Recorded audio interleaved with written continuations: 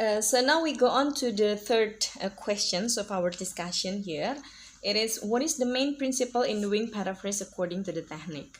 Alright, so if you see to the materials that I have posted here, actually there are four ways to do the paraphrasing activity by using grammatical metaphor. The first one here, it is shifting from quality, yeah, adjective to things, yeah. So you have to change from the adjective into noun. That's the first principle. And then the second one here, it is shifting from process or verb to things. So you have to change from verb into noun. And then the third one, shifting from circumstance, it is usually prepositional phrase or adverb to nouns, yeah. And then the last one, shifting from relator, it is usually conjunctive process, to things or nouns, yeah. So here basically the main principles of doing paraphrasing activity using grammatical metaphor is we call it as nominalization. Nominalizations here means changing several features here, yeah, changing the features such as adjective, verb, prepositional phrase, and conjunctive process into noun, yeah. So that's the main principles of grammatical metaphor. So I found here most of you have already answered the questions well. Here you can identify the main principles of doing paraphrasing using grammatical metaphor here. Okay, but there is a different answer here from Muhammad Akbari. He said that there are three principles in doing paraphrase according to this technique. First, understand the sentence. Second, change the wording, and then third, restructure or reorder the words. I think this is the basic techniques introducing at the beginning from the video, but I would like you to specifically understand the way to do the paraphrasing activity using grammatical metaphor. So here's not the answers actually, yeah.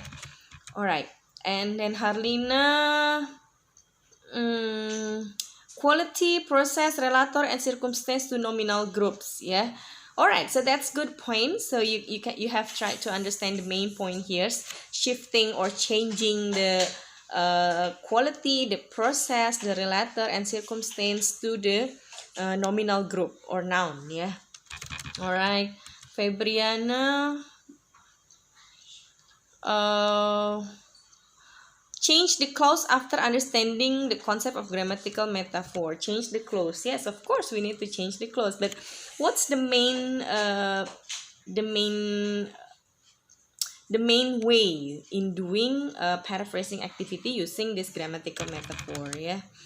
Anastasia, understanding the concept. No, that's not the answer. Ida said that change the words without changing the minutes. Yes, of course, that's paraphrasing activity, but how to do it? By using grammatical metaphor, yeah. And then Putri, okay, Putri, you can grasp the idea very well here.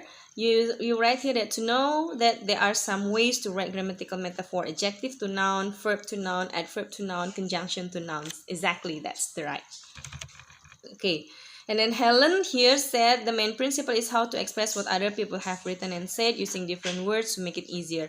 That's the points of paraphrasing, but how to do it using grammatical metaphor, that you need to explain, yeah.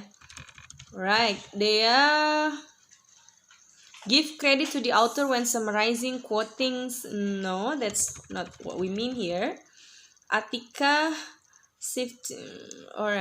shifting from quality, process, rather and substance to nominal group. Okay, that's right.